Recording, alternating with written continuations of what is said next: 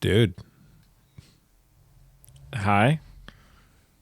No, I'm now going to be officially the dude. Dude. You know, I don't see that being a thing. I mean, if the dude can make it happen, then I can make it happen. What are you talking about? You've never seen the Big Lebowski? No.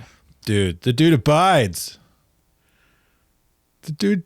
Oh, we have to rectify this situation. I genuinely don't know. Let's go watch the Big Lebowski. We need to fix this problem.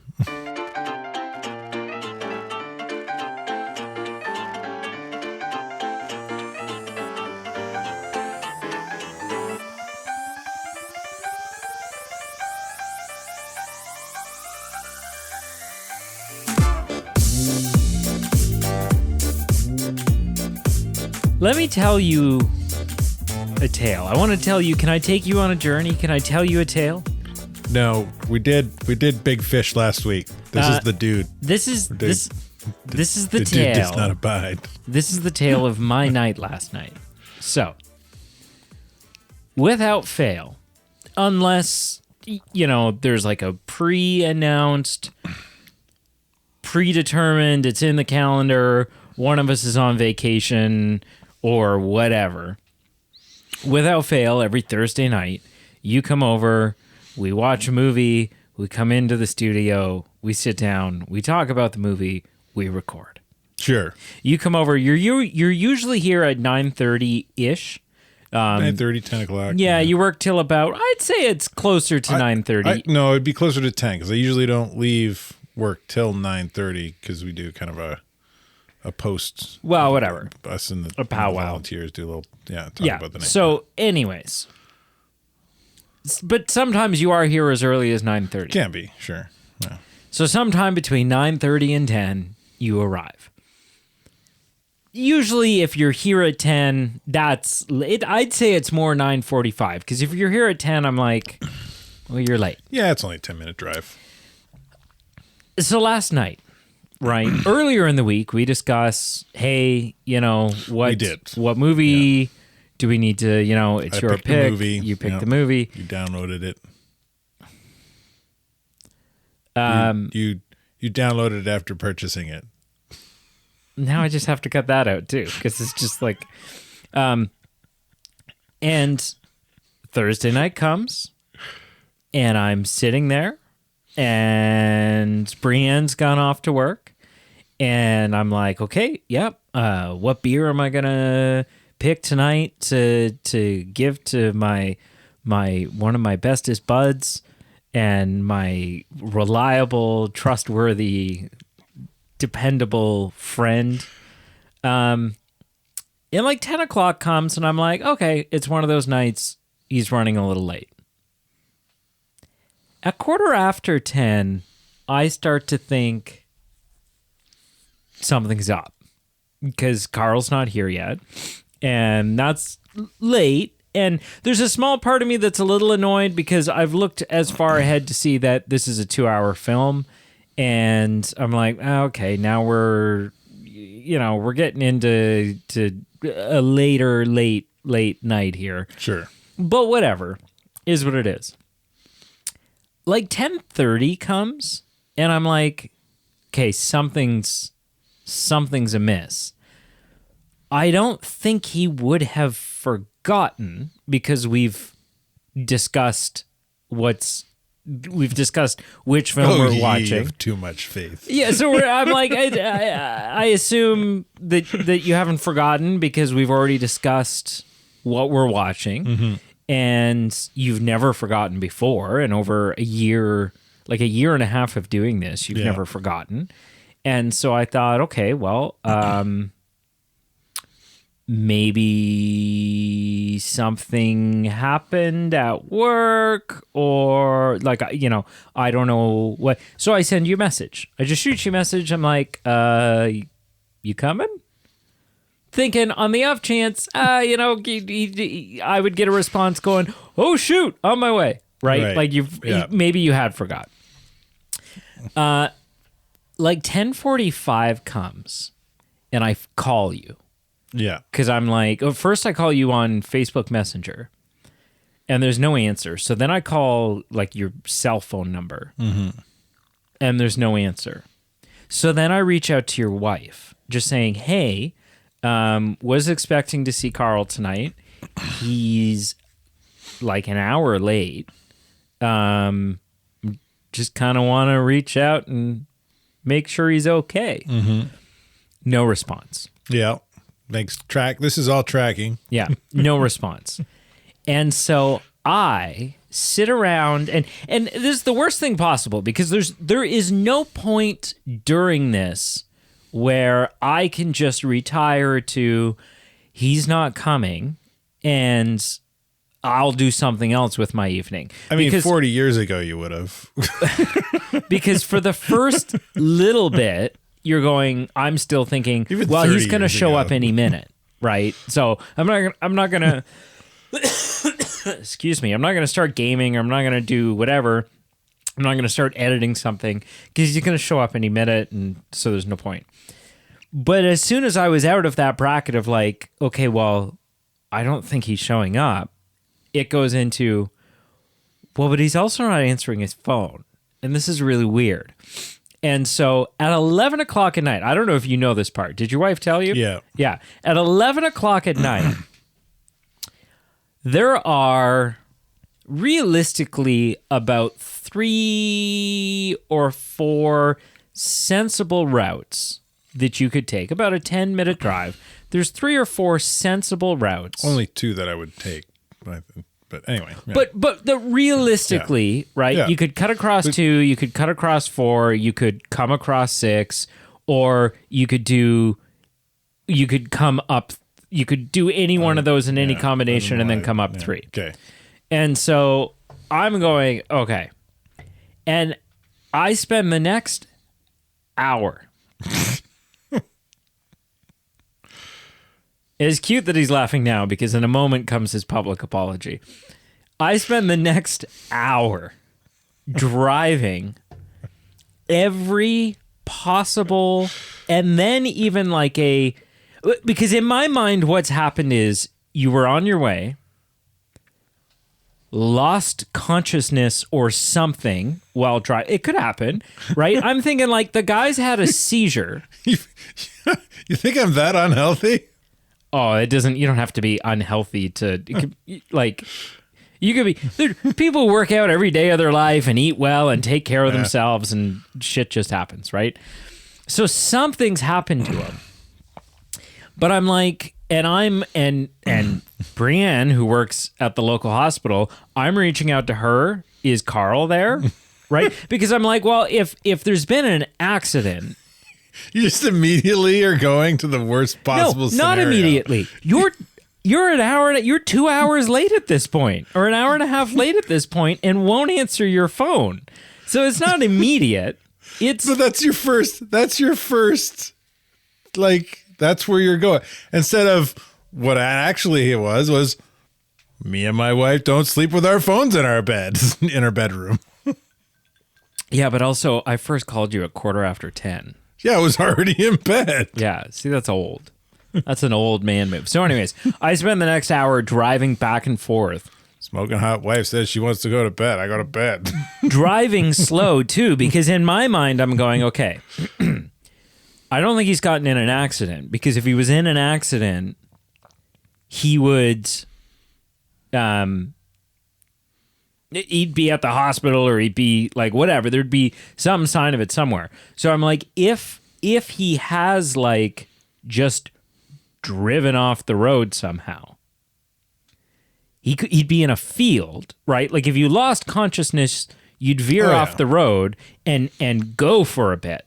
If there was a field. If there was a field. And so I'm like driving and looking at the long grass on the road on either side for a spot where it looks like somebody's driven the grass has been trampled down in a way that it should not be trampled down. Only because here's what happened, right? So first I drive one route, I get to town, and I'm like, I'm going to swing past their place, right? Because if his car's sitting there, then he's an asshole and just forgot or is pissy with me for some reason or I don't know, whatever. Drive past your place. I remember instantly, well, they're not living at their place right now because they have renovations happening. So I drive past where I know you are staying. I don't see your car.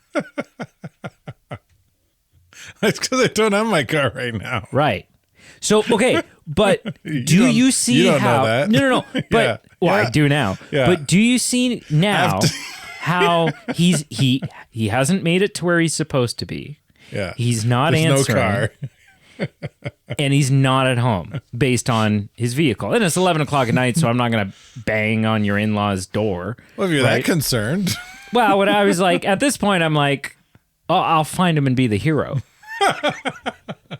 So anyways, that was my night 11 minutes into this podcast, that was my night last night. In my defense. Would you like to say anything? In my defense, it's been a bit. It's been, not a bit, a week. I was away on vacation. 1 week off. I was away on vacation. This is a great vacation. Like, I go out, we go way up north. There's literally no cell reception, no internet, there is running water, but you can't drink it because it's pumped from the lake. And then and so like, in terms of like having a schedule and having routine. Yep. Like for a week, they're just thrown out the window. Yeah. No. So you got to get back into that routine. Look. So, but we did connect, but then also the routine's also thrown out the window because there was no drop in You weren't at work. This week or last week. And so I wasn't going from the drop from work to here. Yeah. And then I'm not living at home. Yeah. Because my home is torn apart because we're Shambles. doing a big renovation. Yeah. Not even at this is so not part of my routine that I completely slipped my mind. I want to say that I do understand 110% how your situation makes sense, right? I understand how that happened. Can you also see though how driving past especially with the car missing, vehicle not there? Yeah. I never. My brother-in-law's got it down in Hamilton. I never reached panic mode. Yeah. Like I was never convinced that you were in a ditch if somewhere. you did, you would have knocked on the door. But sitting here on the couch, I'm like, but if he is and I didn't go look, then that sucks then I'm too. the dick. Then that sucks as well. Yeah. So yeah. Is there anything else you'd like to say? I mean, I already apologized to you. You want to make sent a text. Yeah. I mean, that's, Do you really want a public apology, Brady? Shall I put a ring on so you can kiss it? do you want me to grovel at your feet I do. and beg forgiveness? I do. Oh, Brady, I'm so sorry you went out looking for me when you thought I was dead. So anyways, hello and welcome to the Movie Men podcast. We are the B team. Carl's a dick. Brady is such a hero and considerate. Is a really considerate, concerned friend. By the way, I appreciate your effort. So the Big Lebowski. Your effort is noted, and I appreciate it. The dude abides. Do you know what's funny? I was telling Brienne about it today. I was like, I drove. No, about We're back last on night. this. Oh. Well, I said I drove yada yada, and she's like, oh wow, and then laughing like I could not contain the laughter. I said, yeah, I'm sure Carl would have done the same. Ha! You would have gone to bed. You would have been like, I forgot. Yeah. You would have gone to bed. Yeah, I would have had a much more reasonable thought. And then I would have been dead in a field somewhere, and you would have been a dick. And you would have been a dick. No, then I would have felt horrible for not going out looking like a normal person. Like a normal human being. Yeah, wow. I've never claimed, not once, to be normal. have I claimed to be normal. So the Big Lebowski. Yes. Yes. Yeah, I had not seen this. Obviously, I was aware of it. Obviously, I know the image of Jeff Bridges in the house coat. Like I was well aware of this film. Had never seen it, didn't know what it was about. Knew bowling. It's not about much. Knew bowling was a part of it. Yeah. Knew John Goodman was in it. Was pretty sure Steve Buscemi was in it. Yeah, that was kind of the extent of what I knew. Yeah. So initial impressions. You get to go first. The Big Lebowski. Fun film. bit of a ride, bit of a riot. I enjoy this movie quite a bit. That's it. You sound like you're. What's the limerick? You sound like you're just reading a limerick you wrote.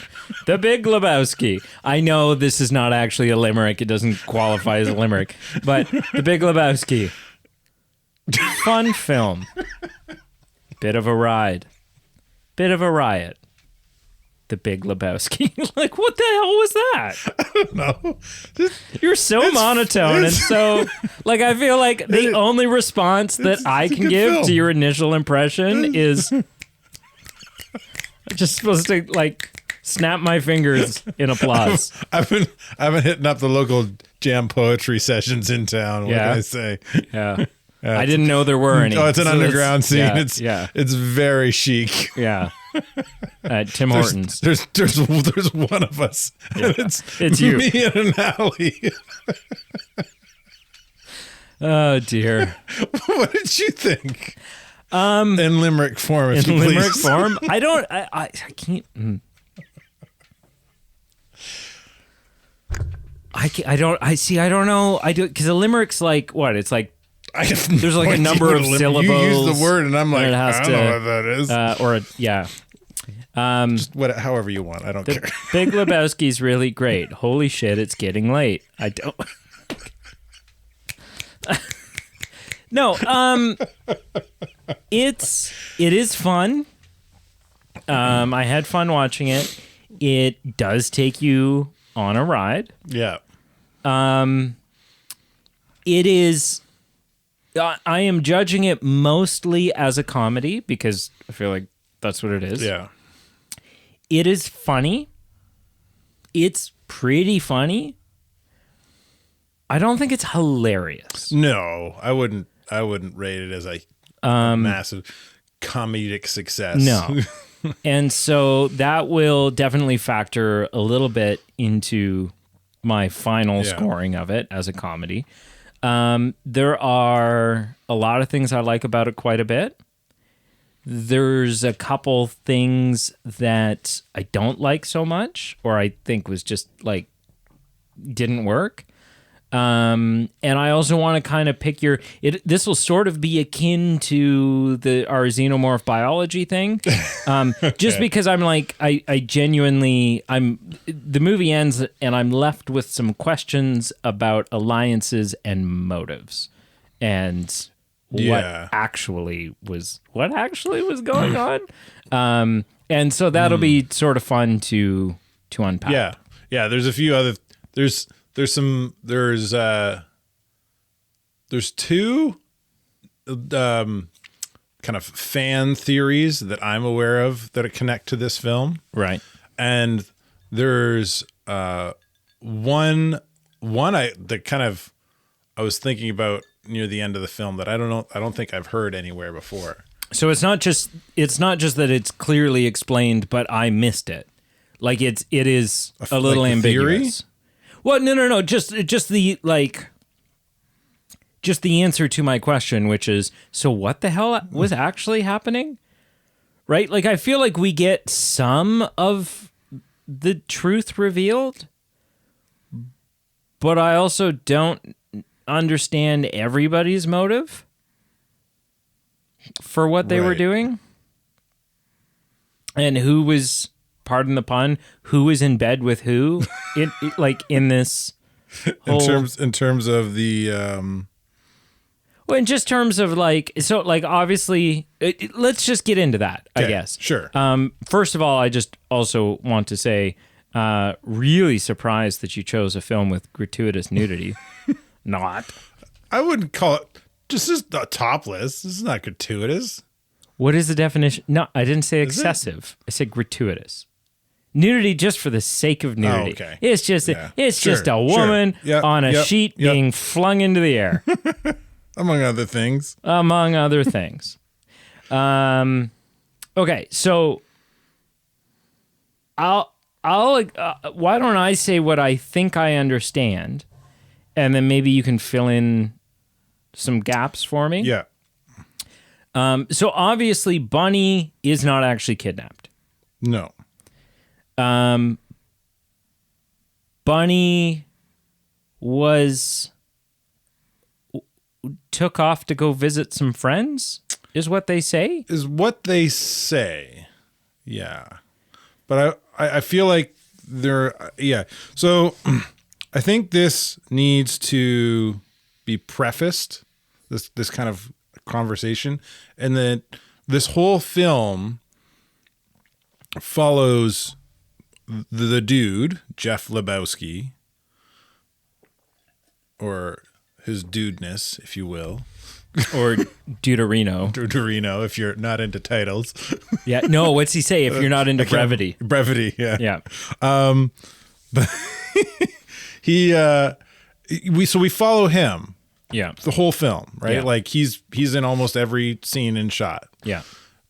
And so he is the R2D2 and C3PO of this story. It stands to reason very simply, I think, and solidly, that we are only ever to know what he knows. It is, the whole film is from his point of view. We see everything through his lens. Interesting. Even though there is a narrator at the beginning and the end. Right. So we're not actually meant to know all the ins and outs of what actually went on, because we are seeing it through the eyes of the dude. Yeah. And the dude never really gets the full story. No. And he's spitballing on what's going on from the best of his knowledge. And John Goodman's character, Walter, is spitballing his own ideas on what is going on based on what the dude's information is. And so then I'll keep spitballing just based on it's all just all we can do is have come a little closer to your mic. Our own, adjust your mic. I'm in a weird spot. I'm not where I'm supposed to just be. Raise it up. This doesn't mean you can't sitting there. Yeah, well, it feels weird. We reworked the studio for a couple of weeks ago at the time of releasing this. Not sitting where I should be. At the time of releasing this, a couple of weeks ago, supposed to be over there. We did a number of interviews. We had to rework. It was an elaborate camera setup, yada yada. It's still set up. It's going to get more elaborate because in the coming... But I'll have a spot. In the coming weeks... My spot is not where I'm supposed to be. Yeah, but I haven't now. figured out where that will be. Yeah, we'll figure it out. It'll be interesting. Anyway. We're going to rework the studio with some couches and cameras and all this stuff. Video. Okay, so Bunny's not actually kidnapped. Everything we're going to be talking about in terms of what the heck actually happened can only ever be fan theory. Yes, some speculation. All speculation. So Bunny was not kidnapped. Yeah. It would appear that the Big Lebowski, the guy in the wheelchair. Yeah. We'll refer to him as Mr. Lebowski from here forth. Sure. Did not actually want Bunny back. That appears to be so, yeah. He never clearly stated that those were his motives, but his last interaction with the dude and Walter made it seem that was the case. Is broke. Doesn't actually have money. His foundation He's on has an money. allowance. Yeah.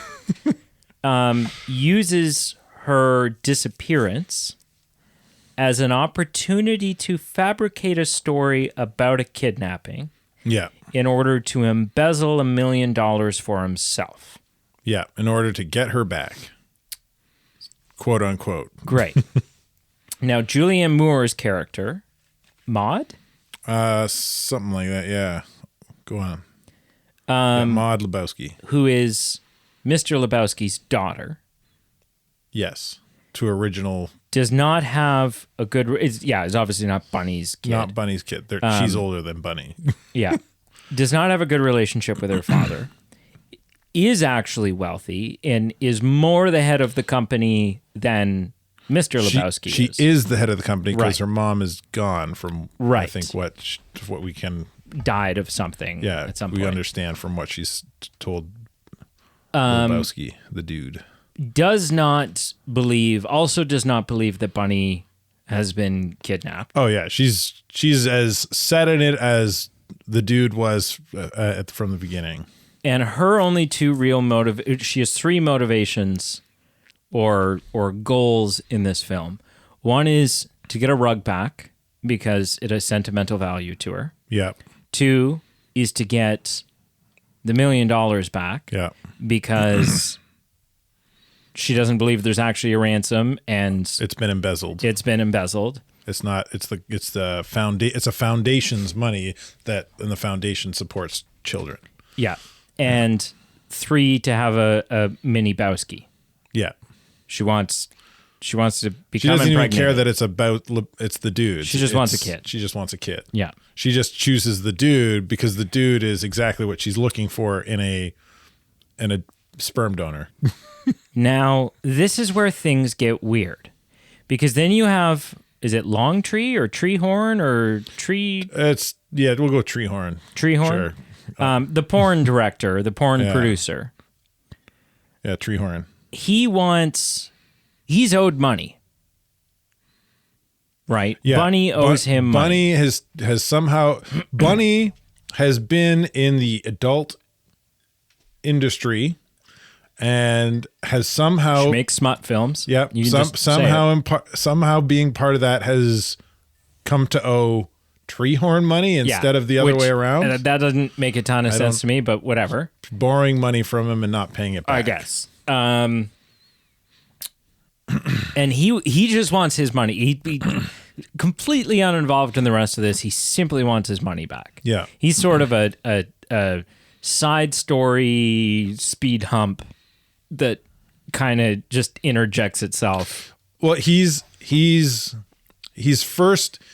the guy who sends the goons that interact with the dude first off and wreck the rug. If that never happened, if that goof up never happened, then the dude never would have went to Mr. Lebowski and stole Mr. Lebowski's rug, and so the fiasco never would have. Treehorn's motive is he's owed money, he wants it back. The rug peer's motivation is they are Treehorn's goons and they're just doing his bidding. Exactly. Where things get foggy for me is the nihilists. Is the German porn star and his posse, because they want, like, it's clear that they're aware that there's $1 million in a briefcase and they want the $1 million. What becomes unclear for me is if they have to be in cahoots with someone. Oh, they'd be in cahoots with Mr. Lebowski. Mr. Lebowski, because they want, but that doesn't.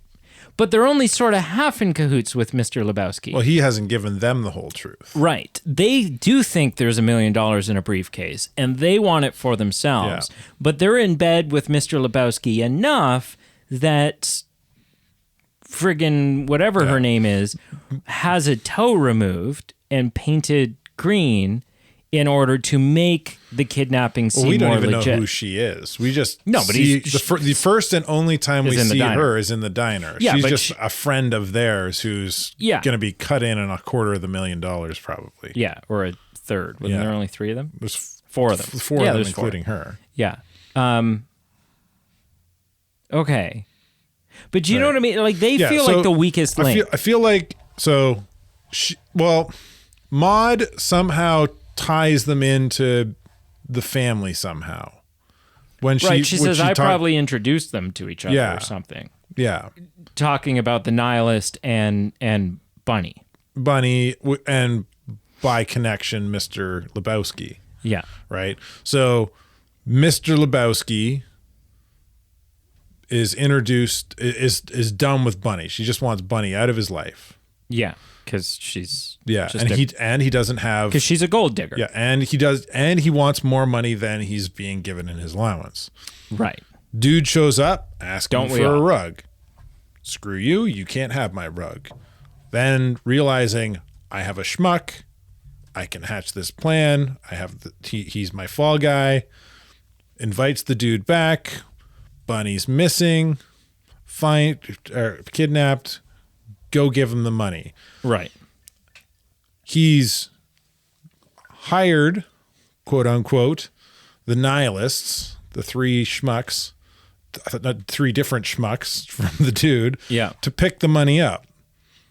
Those three people don't realize that there is no money to be picked up. They're also being played, right? So the Mr. Lebowski is just playing the dude and the nihilists. Right. Okay. That's I the think way it all sort of yeah. makes sense. And again, that's just like it could turn out that none of that's true. Yeah. In reality. The kid's got the money. The kid's got the money. Yeah, and then the kid and the kid thing's weird because the kid comes out. Well, it's like the kid's demeanor is the demeanor of a crime boss that has the money. And do you know what I mean? Yeah. Like I think the kid did steal the car. Well, definitely. But there was never any money in the briefcase. No, just a couple phone books or whatever. Or something. Or nothing. Or something. Yeah. Yeah. Okay. So I think that clears that up for me. Yeah. So then direct this conversation because this is your film. What do you want to know? Okay. I really want to dive into these fan theories about okay. So Having a Donnie. stroke? Yeah. Donnie. Yes. Donnie, the very kind of always sitting in the background Donnie. Yes. There's two wildly fun theories. Shut the F them. up, Donnie. Yeah. That guy. Yeah. There's two wildly fun theories. One of them does not hold water very well. Okay. The other one is hilarious and has some fun holding ground. Okay. But of course, neither of them have any water in the bucket ever. They're wicker water bottles. Yeah. Okay. So the first one is Donnie isn't real. Donnie is a figment of Walter's psyche. Okay.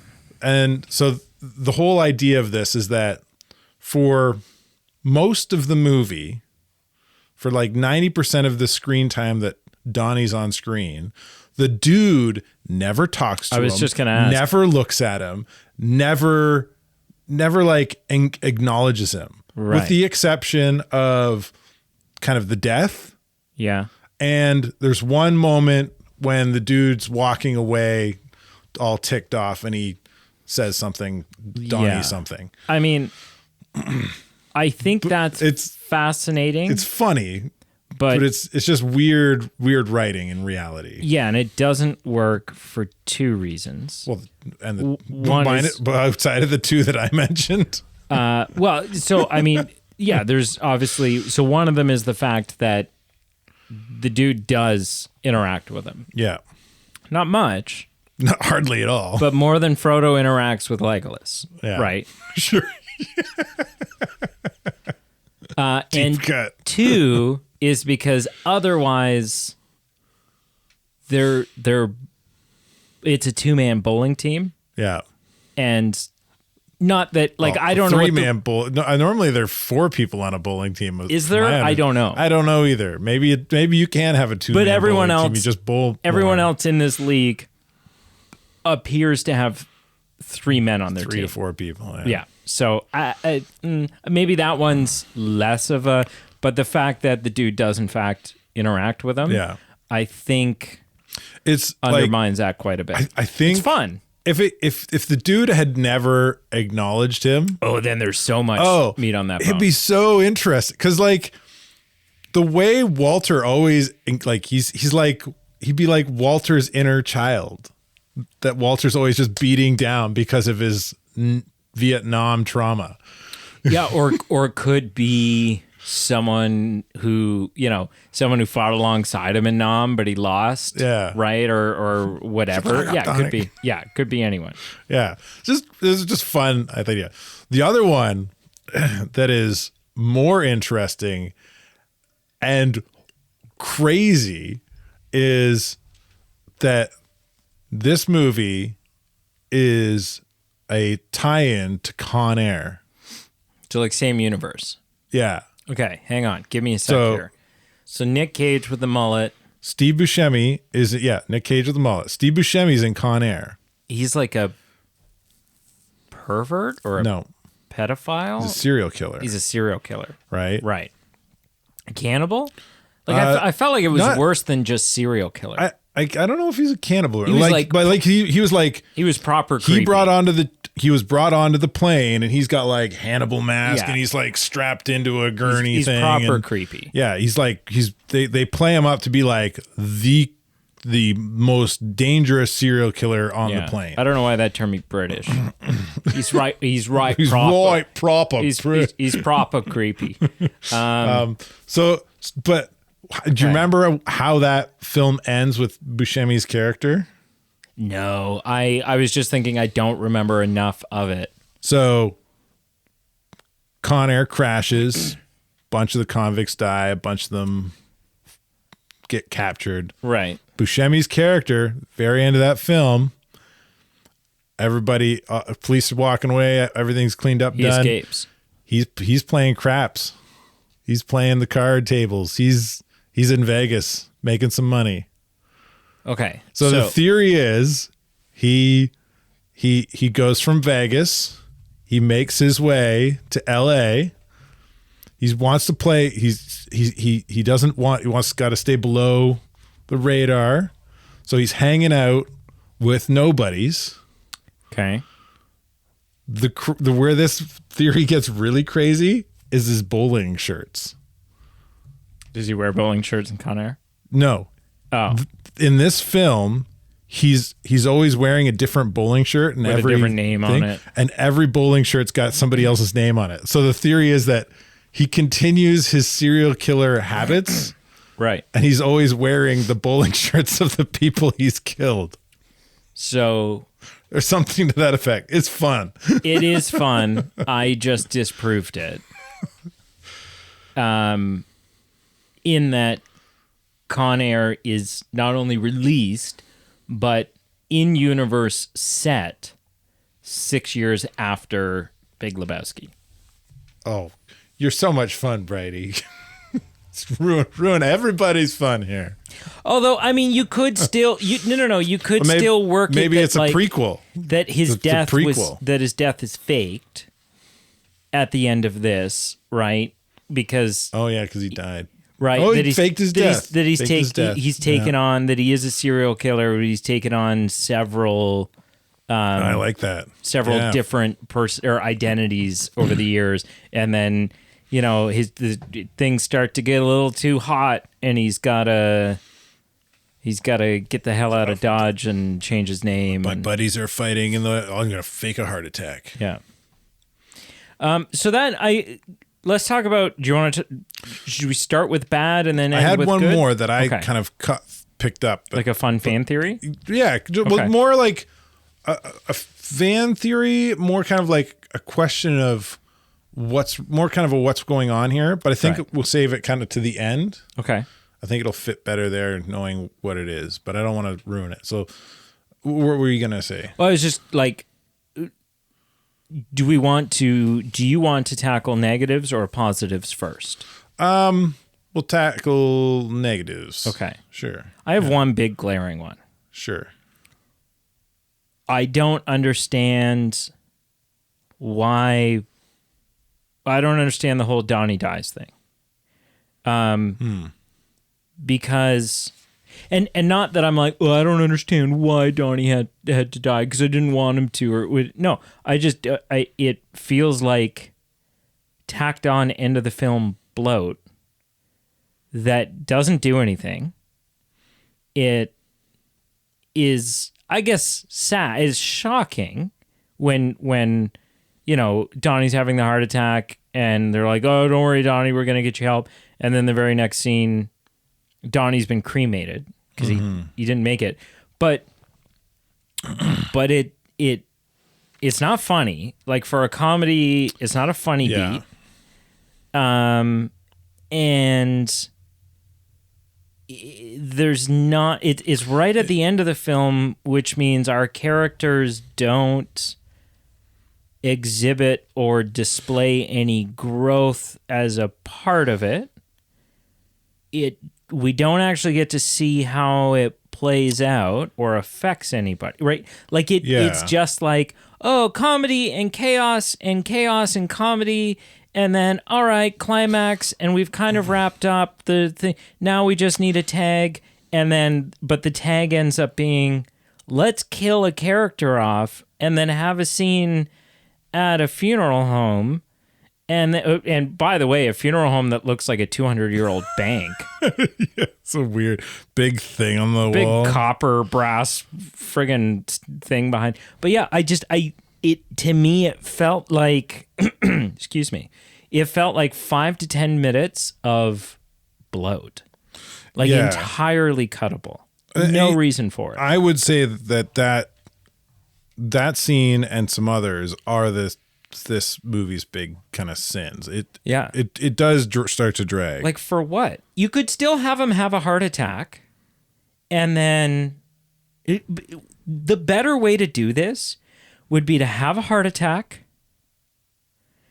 and give Walter, because Walter gains some humanity while Donnie's having the heart attack, right? Yeah. Like he's showing love there's moments to Donnie. for growth for Walter. He's here, like, he's like, okay, Donnie, like, it's okay, buddy, you're gonna make it through this. You're blah blah blah blah blah blah, and it fades to black, and then it cuts to, or it comes back, and the scene or the movie ends where they're back in the bowling alley, and Donnie's showing some signs of heart attack, right? Maybe he's a little slower, or he's on some sort of heart monitor or pacemaker. Like, Donnie has a line about like, oh yeah, I doctor says I'm doing much better now. And shut the fuck up, Donnie. I got why? That's what he says. Yeah, but that doesn't. We've said mean it a couple times already this show. You have? Yeah. That's what he says. You're gonna edit this one. I'm dead. Oh, I'm dead serious. This says never airing. You are gonna sit and scrub through this audio and edit this podcast. But yeah, but you know what I mean? Like that exactly. Didn't we get this fancy new thing so it was easier? Hit a button to mark it. Yeah, I haven't figured out what it. Yeah, it marks it, but not in the editing software. Anyways, doesn't matter. But Donnie going, oh guys, I'm feeling much better. I got my new pacemaker in, blah blah blah, and I should be back to And then you just have Walter or go, his game's completely off or something like Shut that. the F up, Donnie. Right? Like, and it's just like everything's back to normal, and Walter is treating Donnie like crap again. That's a great ending. Mm-hmm. Killing Donnie and then just having the two of them go, and then bringing in John Turturro's character again to do his. Like, John Turturro's. There's a bit of a nice heart to heart, that they have there at the end, but there's not enough words said and not enough emotion given to really make it hit home. Yeah, exactly, and it felt like they just used that ending scene as one more opportunity to use John Turturro's character, who, don't get me wrong, I love John Turturro in everything. He's an unnecessary character in this. Yeah. He's an interesting character. He narrates it in and he narrates it out. No, that's Sam Elliott. Oh, who are you saying? John Turturro. He's like the guy on the other team that's I'm going to F you guys. Jesus. Yeah. Jesus is going to screw you up. Yeah. So that guy. I love him in everything. Yeah. He's unnecessary in this. We get a couple of like superficial, brief laughs out of him, but he doesn't add any substance. I think he's fun. He doesn't add substance, but I think he's fun to be there as this weird side antagonist. But as the button to the movie? Oh, no. Right? Like as the way to send us out? Yeah. That's not really, well, yeah, I guess kind of is a little bit don't they do something after that? I don't think so. Yeah. Yeah, don't they go to, because they go to Mr. Lebowski after that, don't they?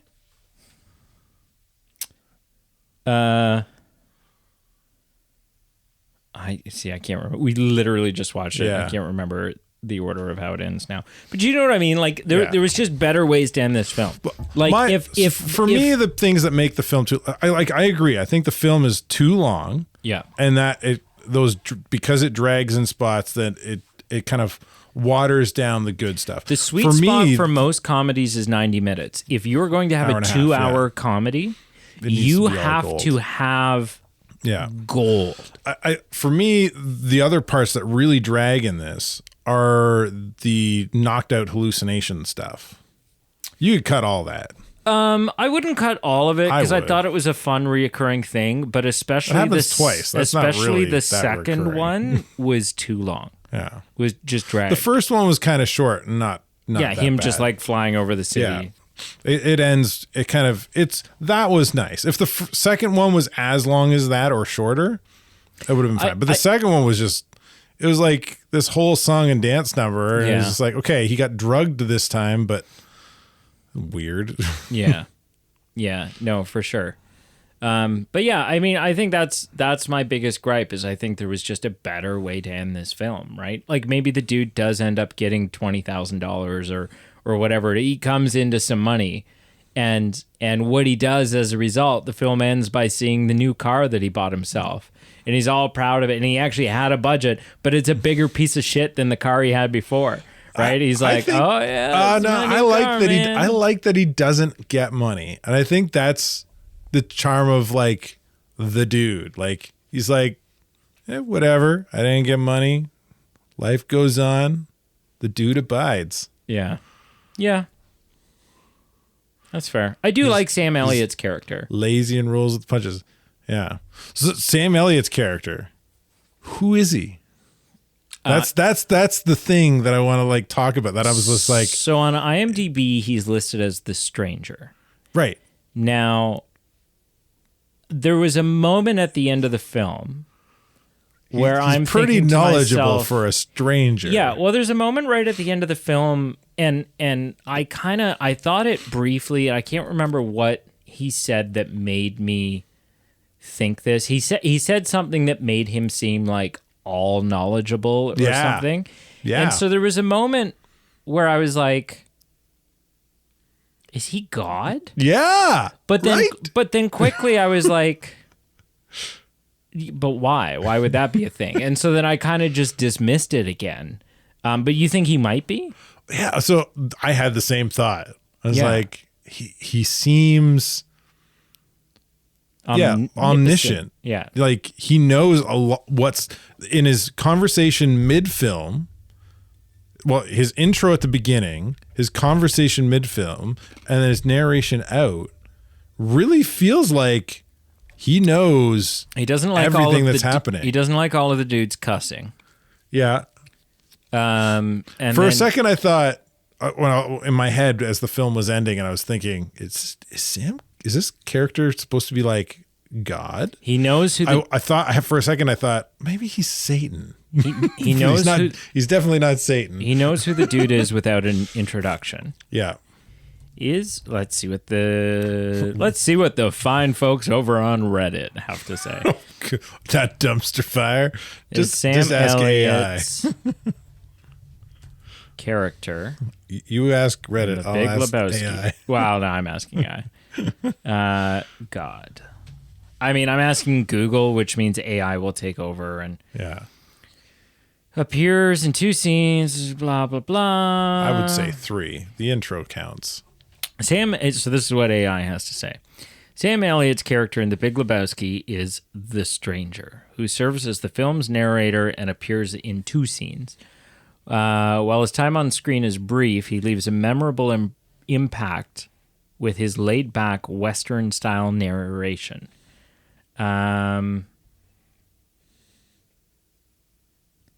You're not answering my question.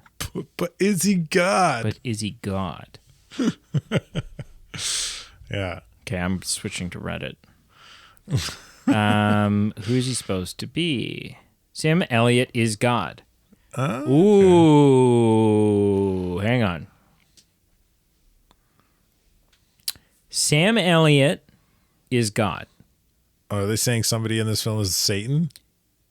Dude is Jesus. What? Where did they get that from? Maud is Mary Magdalene. What?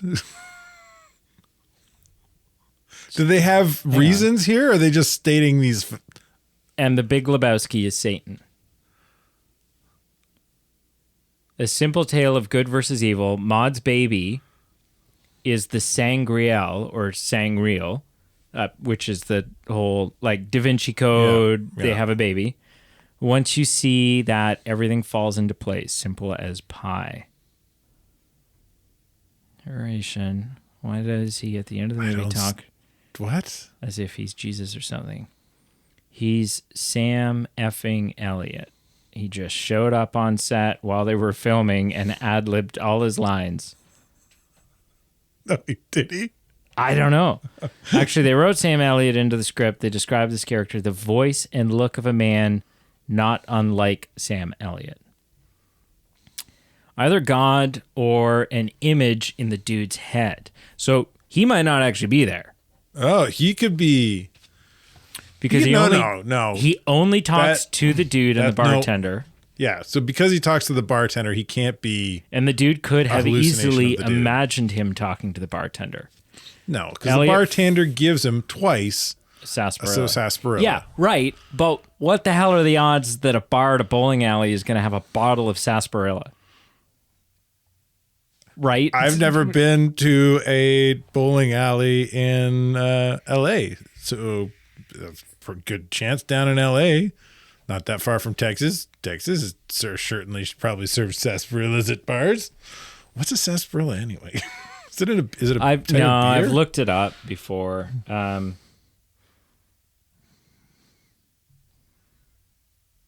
What's a sarsaparilla? Sarsaparilla can refer to the plant, a group of tropical smolix vines, or the flavorful soft drink that the plant's roots were historically. Yeah, I think it's root beer. It's similar to root beer. It's root beer. Yeah. A sarsaparilla is root beer. Well, there's some differences, but I think sarsaparilla is like the inspiration for what modern day root beer Probably is. This like the AI is saying sarsaparilla has the aromatic flavor similar to root beer. Okay, here we go. While there are theories about whether or not this stranger is imaginary and a figment of the dude's imagination, a more popular theory suggests that the stranger might even be God. He opens the Big Lebowski and brings the movie to a close while discussing the dude's story and even offers moral assessment for his trials and tribulations. To add to his righteousness or his righteous demeanor, the stranger isn't fond of the dude's slacking nature and doesn't care for his use of profanity, indicating that he might at the very least be associated with a more devout way of life. Another clue might reside in the final scene in the movie where just before the stranger leaves the bowling alley, he parts with, "Take it easy, dude. I know that you will," to which the dude replies with one of the film's most quoted lines, The dude abides. "There's a biblical meaning to what the dude abides means. Hidden in the Ecclesiastes scripture, one generation goeth and another generation cometh, but the earth abideth forever." Perhaps the stranger, like an omnipresent, omniscient, almighty, just wanted to make sure that while earthly kingdoms might rise and fall, the ground they're built on is a constant and unchanging thing like the dude himself. I got it. He's not God. I don't think he's God. No, What you just said makes a lot of sense, No, but it also does. made me realize No, but like the truth. there's something about the character and the things he says that kind of like don't quite hit home for me as kind of the Judeo-Christian God anyway. Right. Right. The mustache. But he could easily be, and would make more sense to be because he knows so much about the dude specifically, the dude's guardian angel. Right. Right? Still has that kind of divine nature and wanting of good, and specifically good for the dude. I think that makes more sense. I like that. He's the dude's guardian angel, everybody. Spread the word. Okay. Here's So, we have this is the most official thing I've been able to find. Here are some of the key biblical tie-ins in the Big Lebowski. I don't know why all our episodes come back to recently, this. But this does feel like, this seems like this is maybe what, yeah, anyways. The dude as a Christ-like or messiah figure. See that. The character of Jeffrey, the dude, Lebowski, is often seen as a secular, modern-day Christ figure. He is a man for his time who is peaceful, non-judgmental, and a source of wisdom for those around him. His appearance, long hair, beard, and robe,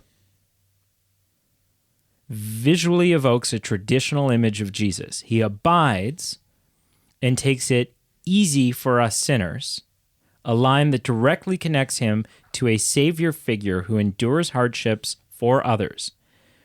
The dudeist religion, which has sprung up around the film, explicitly names Jesus Christ as the great dude in history. Walter Sobchak is Walter. Yeah. As a figure of Old Testament Judaism. Walter, a convert to Judaism, is fiercely committed to a rigid interpretation of his faith, particularly his observance of the Sabbath. I don't roll on Shabbat. This dogmatism and strict adherence to the rules can be seen as a parody of a certain strain of the Old Testament religiosity.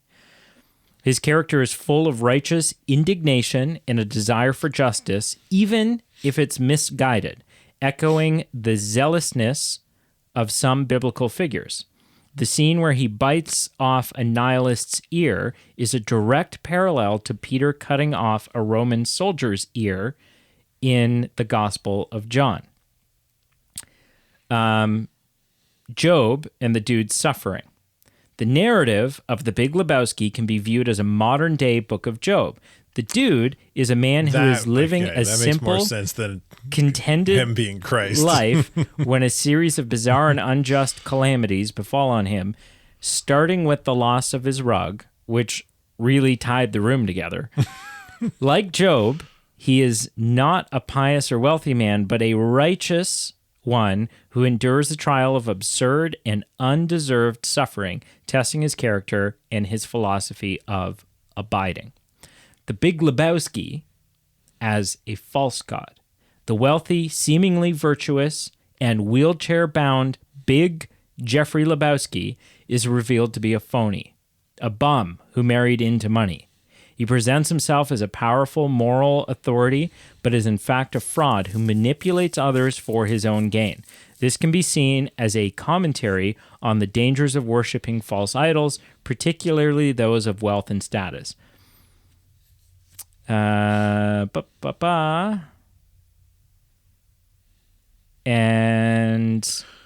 yeah, ultimately the Big Lebowski uses biblical and righteous allusions to critique the emptiness of modern life and the pursuit of false values like wealth and achievement.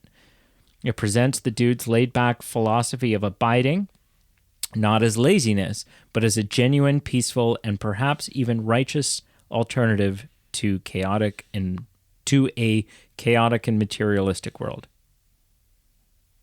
I have a hard time buying into the Christ-like thing. Because the Job stuff makes more sense. Like when you're talking about how people kind of attribute him to a Christ-like figure suffering for others, he never suffers for anybody else. he suffers at the hands of other people unjustly, which aligns more with kind of a Job figure than a Christ-like figure. I mean, he's trying to save this girl. Yeah, kind of. Yeah, I don't know. I mean, yeah. So what did you really like? We got to wrap this up. I liked the dude, the interactions between the dude, Walter, and Donnie. Those interactions are always so funny. Yeah. We've already gone over how Donnie is not a figment of Walter's imagination, No. which would have been hilarious. But the fact that the dude does rarely interact with him just kind of plays into this kind of fun 3-man comedy troupe. It's like this weird, like, Donnie is kind of just this background character that riles up Walter, and the dude is just talking to Walter, trying to keep him level-headed. Right. I love the interaction between those whenever those three are on screen together. I think it's just really fun watching Donnie in the background trying to engage in the conversation, then immediately getting shut down because of Walter's big personality. Yeah, 100%. Yeah. And is not even like Donnie gets the short end of the stick in every way because he's not the best bowler on the team. Yeah. And he's not real bright. Or I don't know, I'm not going to say he's not bright because we don't get to know him very well. We don't get a clear picture of Donnie's intelligence. He doesn't pay attention to conversation very well. Yeah, he's not tuned into his surroundings. Yeah. I do like kind of the overall narrative that the story kind of takes us on of the dude just has a case of mistaken identity that leads him to finding the person with the real identity, that leads him to getting suckered into this weird who captured the girl mystery. Right. That comes full circle to just being like, she was never captured in the first place. Yeah, no, absolutely. Yeah. 100%. So what did you like? Specifically, the thing that stands out for me is the performances. There's some great, like, comedy is 10% writing and 90% timing. And everyone in this has great comedic timing. Yeah. And demeanor, and you can deliver the same line 500 different ways, and only 4 of those ways are gonna be funny. They're gonna be genuinely funny. And they do that, right? And that's probably attributed to the fact that this is a Coen Brothers film. And they're typically known for some good comedy. But yeah, just the performances, like there are some real standout moments in this for Jeff Bridges. Particularly instances like when he's sitting in the back of the limo talking to the Big Lebowski and Philip Seymour Hoffman's character, and he's just kind of rambling. He's trying to talk his way out of... There's new information, man. Like, new things have come to light. Let's see if I can find the Big Lebowski. Saying a lot of something without saying anything. Yeah, Jeff Bridges does a good job of portraying the dude when he's flustered. It's almost like Jeff Bridges only had to half memorize the script. Yeah, because you could just wing it. Well, in that scene, if he didn't remember the lines, it only helps him because he can spend time kind of stammering and trying to remember the line. Like, dude, like information has come to the surface and... and he can just kind of wing it and make it up a little bit in that moment. Yeah. He says, and I mean, obviously I'm not going to have the delivery here, but to read that scene, it goes, I dropped off the money exactly as per. Look, man, I've got certain information, all right? Certain things have come to light. And, has it ever occurred to you that instead of, running around blaming me, given the nature of all this new shit, this could be a lot more complex. I mean, it's not just. It might not be such a simple, He could not have remembered half of his lines in that scene and done well. Yeah. It would only help. Yeah, and he just nails it. Yeah. Absolutely nails it. Yeah. Oh, man. You ready to score this? Yeah, sure. So, Carl, you get to go first on a scale of 0 to 10. What would you give The Big Lebowski? So for me, I would say the only thing that really hurts this film is the length and the kind of some of the unnecessary scenes we talked about. A lot of the other stuff doesn't bother me so much. I'm going to give it an 8. I think it's a solid, fun, funny film worth people's time. An 8. Yes. I've seen this film a number of times. I dressed as the dude for Halloween once. It was a very easy costume, and I was very comfortable. Yeah. Yeah. That's fair. What would you rate this film, sir? I'm going to give it a 7. I do think it's good. I would even venture as far to say as it's almost great. Like I said, it's too long. Yeah. Which hurts it. Yeah. I think they flubbed the ending. I think there was several better ways to end this film. The Donnie thing is just unnecessary. It's a little weird. And for me, the big thing is it's really funny. It's not hilarious. And that is sort of when we're talking about a comedy here, that is not only an important measuring stick, but like I said, if you're going to be as audacious as to give us a 2-hour comedy, you better have friggin' lightning in a bottle. Yeah. I do understand why it's so popular. I understand why it's even iconic. There are people who I can think of right now who I would reach out to and be like, dude, have you seen this? Because if not, you should come over and we'll watch it. It's worth your time. Yeah. And I would even watch it again. Yeah. Like I would want to experience them experiencing it. Yeah. You're saying the flaws don't do enough to make it to kill it. Yeah. Like I would bring this into my good comedy rotation of films. But it's no, at least for me, it's not like an Ace Ventura. Yeah, I was literally just gonna say it's not Ace Ventura, right? Yeah. It just doesn't quite hit that.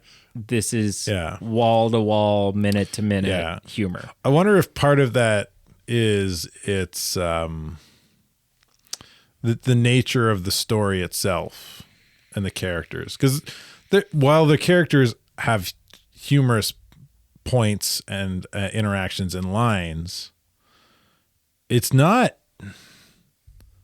the story itself doesn't play super comedic. No, the comedy it almost feels like a comedy drama. Yeah, like the comedy in this obviously relies really heavily on character. Yeah. On just the absurdity of these three individuals. And the absurdity of the people that are part of the of just the situation that this guy finds himself in, right? Yeah. Because having gone into this movie not knowing anything, but knowing that there's the dude and he's sort of this iconic character in this iconic film, and to have a name like the dude, right? I going into it not knowing anything about it, I think over the years I had sort of built up this perception of like, well, this, like, he must be Like within the story of the film, he's some spectacular guy. The story's got to be closer to something like Dumb and Dumber. No, not even that. But just like the dude himself, I think in my head had taken on this like, I don't know, not that he had superpowers, but that he was like, do you know what I mean? Like that he was this spectacular, exceptional, right, important person. And then I start watching the movie, and very quickly, and you think that at first when you're right, because there's like, wow, these guys are roughing this guy up, so he must be like this. Got to be somebody underneath the skin. He's somebody. And then they very quickly pull that rug out. Look like the home of a married man. Yeah, pardon the pun, but they very quickly pull that rug out from under him. Yeah. And you realize, oh, he's genuinely nobody. Yeah. Like he's an unspectacular, unexceptional nobody. You just hit something for me. That what happened to the original rug? It got peed on. Right. And then I assume he threw it out. Why wouldn't you just wash it up? If it's that important, just clean it. Yeah, I was thinking about that too. Maybe the dude doesn't clean. Well, it doesn't appear that he does. I was wondering that too, because I've fallen victim to those YouTube channels that are just like, we have the filthiest rug ever. And it's like this really satisfying, like watching someone clean a rug. Yeah. But then I was like, them out and well, everything. but then I thought about it and I was like, that's probably not a cheap service to have done. Yeah. And so, well, where's he going to wash it? He got to take it to a car wash. That's the best he could probably do. yeah. Right. Which could have been a funny scene, seeing him try to do that and then it not working. And so then or he starts pressure washing it and it gets torn to pieces. Yeah. Right. That could have been great. That would have been a great addition. Yeah. So anyways, you haven't scored it yet. Yeah, I did. I gave it a 7. Did you? Oh, Yeah. I didn't hear that. I'm nervous to ask this because you've been busy in a way and all hang these on. things. Let me ask. Okay. Let me ask a question. What have you read this week? What have I read Yeah. this week? Yeah. That's the question I want to ask. I have read quite a bit on the laws and regulations and procedures on licensing an outdoor space for liquor sales at like a concert or something like that. I've read up in Ontario. Yeah, I've read up quite a bit on that. Reading some legal jargon. Yeah. Cool. Yeah. Cool. Yeah. And what permits you need and how you have to, the height of the fence and the how many people, what a capacity, what the formula is for your capacity within a space. Yeah. Interesting. Why? What have you read? I read The Hobbit for the first time ever. Like read? Yeah. From cover to cover in 2 weeks. Yeah. And? Yeah. Fun story. It's so good. Yeah. Way different than the movie. Very different. There's like mentions. I think there's like a single mention of like Radagast the Brown, and that's it. And then you never, right? Radagast the Brown and the wizards were mentioned. And then in a couple sentences. what's his name? The Pale Orc gets a mention. I don't think they even call him the Pale Orc. No, it's just Azog. They call him They mention his dad at the beginning, and then near the end, he's mentioned that he's coming to attack the Lonely Mountain. And when they mention him, there's a star beside his name, and at the bottom, there's a notation to go back to the beginning of the book, where his remember dad who is this mentioned. is? Yeah. This is his dad. Yeah. Thorin Oakenshield's dad killed his dad. Yeah. There's bad blood. Yeah. And that's it. Yeah. So, but it's so. But the kind of, I feel like the pace. I mean, going from book to screen, there's going to be pacing, but the pacing feels a lot more kind of slow and kind of chunked up too. In the book. Yeah. Yeah. Yeah. Because all in the book, each chapter is its own kind of mini adventure in the Out of the frying pan into the fire. The grand adventure. Yeah. Yeah. Which was fun. It was a fun book. I really enjoyed it. What's amazing, I think, about the book The Hobbit, going back and reading it, is is reading it with the knowledge that when Tolkien wrote it, he didn't have the slightest inkling about the Lord of the Rings or what that ring would become or Sauron or any of that, right? There's a mention of a necromancer. Yep. And Gandalf, he hasn't crafted this world out fully yet. This is just a story he's telling his kids. Which is why, bedtime. did you know that the version of The Hobbit that you read is not the original version of The Hobbit? Sure. So when he wrote The Lord of the Rings, he republished The Hobbit and changed the riddles in the Dark Chapter. Because if you can find an original, 1950s copy of The Hobbit, or 1943, 47, I think it was published. If you can find one of those copies, Bilbo wins the game, the riddles game, and Gollum is true to his word and shows him out. Oh. Right? And, he doesn't have to sneak past Gollum. And gives him the ring, right? And he shows Gollum, it's a ring. You can guess it. And Gollum's like good to his word. And then when he wrote The Lord of the Rings, he was like, okay, well, that doesn't work because I need this ring to be more special. Yeah, there's no godly way that Gollum would give up this ring. Yeah. Or let this hobbit go. Yeah. And so he rewrote that chapter. Yeah. Interesting. Did you watch making Gollum a more menacing character in the process? Because because the version I read, Gollum was planning on killing him. He's going to eat him. Oh yeah. Hands down. Yeah. Did you watch anything since we last spoke? No, that's why I wanted to talk about what we read instead. All right. That's fair. That's fine. Have you watched anything? I have. Yeah. So I haven't watched anything because I was away for a week on vacation. Yep. And then this week I've been and the week prior to that, even I didn't watch anything the week prior to that. No, because I've been living at my in-laws and they have TV, but it's not our subscription. No. And then because of our kitchen renovation, we've officially canceled all of our subscriptions. Right. So we'll be watching a lot less.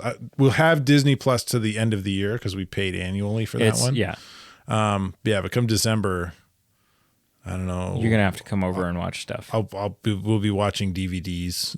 Yeah, or you'll have to come over and watch when a new season of whatever drops. Yeah, you'll be like come watch the new season of Ahsoka. Yeah. What did you watch? And I mean, you don't want to watch movies at your in-laws, just in case. Yeah, we don't want to watch The Red Violin. You have another sex violin movie incident. Yeah. Quickly in 2 minutes or less, tell that story. Now it's when my wife and I were dating, we watched a movie at my parents' house. They wanted to watch this movie called The Red Violin, some weird drama about this violin that's survived hundreds of years, and it kind of goes through the different owners throughout history. Really cool concept. Very cool concept. It kind of has this present day component where it's being sold for auction. And anyway, one of the owners is this musical savant of his day, and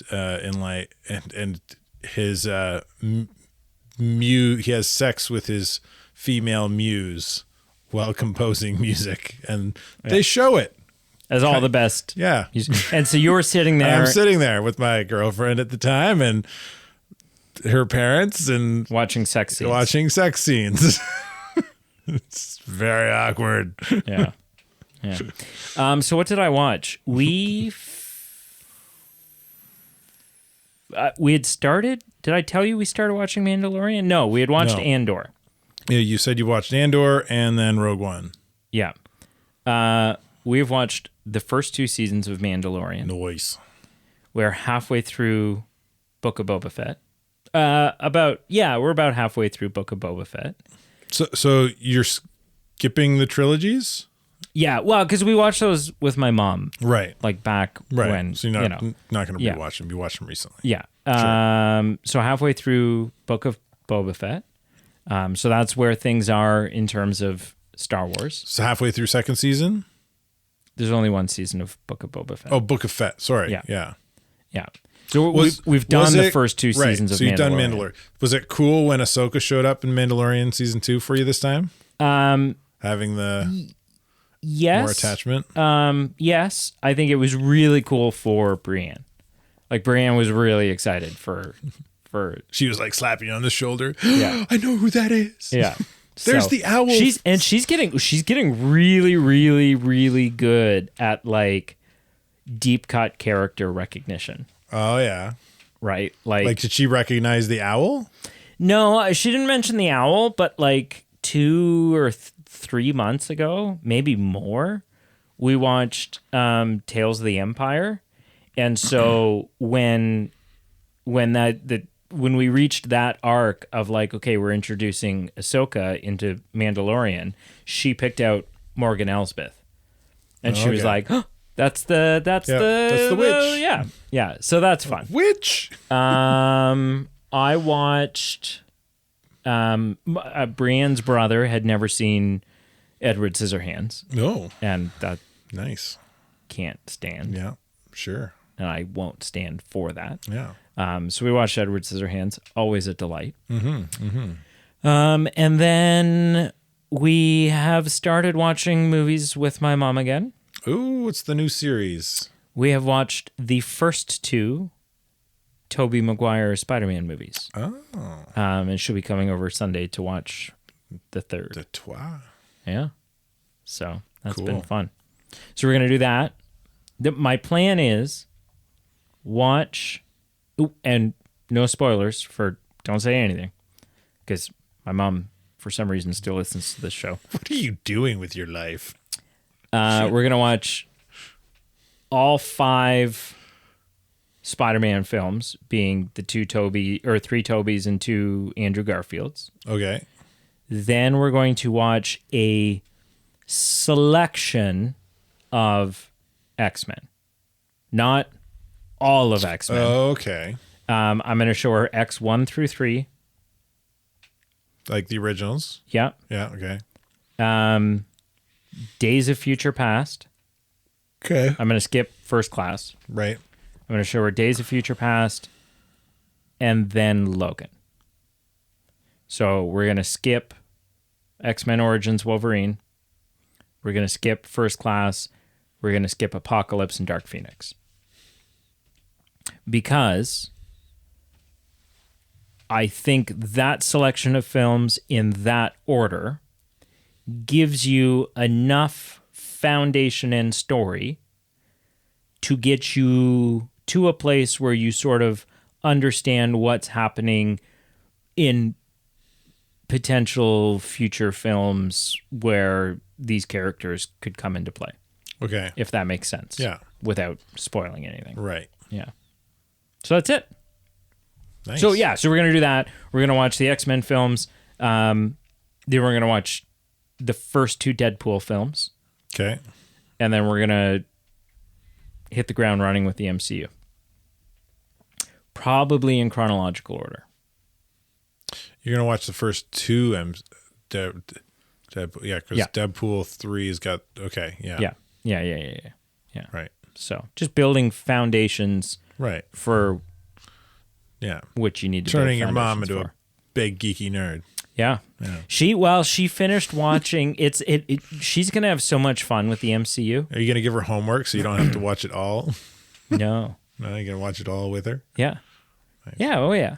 Yeah. She's going to have so much fun with the MCU. What about the shows? See, I'm going to cross that bridge when we come to it, because it's probably like a year away. Yeah. So I have lots of time to like figure out.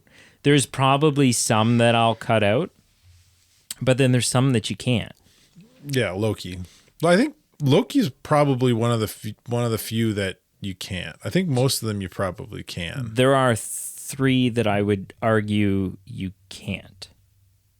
Wanda, Loki, and Falcon and Winter Soldier.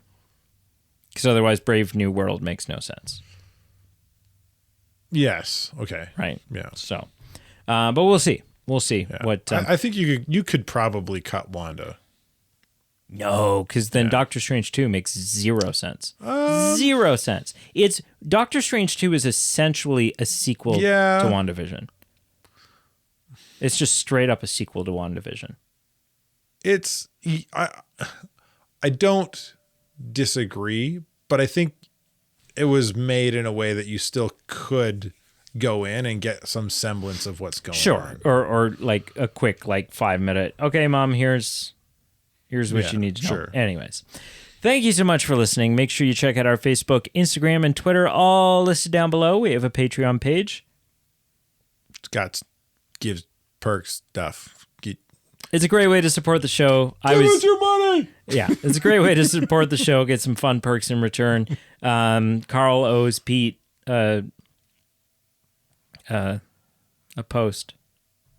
Again? I just gave him one. No, you didn't. I did before I went on vacation. 2 weeks ago. That was 3 weeks ago. Yeah. So, yeah, you do. And keep your eyes peeled because, 2 weeks like I said, ago. we've got some fun.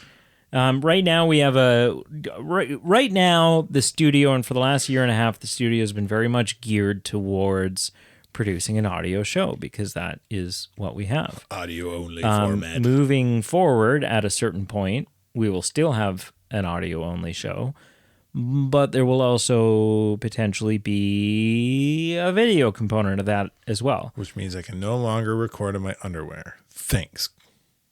Oh, I will be nude only. Yeah, 100%. Well, then I'm wearing underwear. Okay. I'll just CGI you to make you look like you're nude and wildly unimpressive.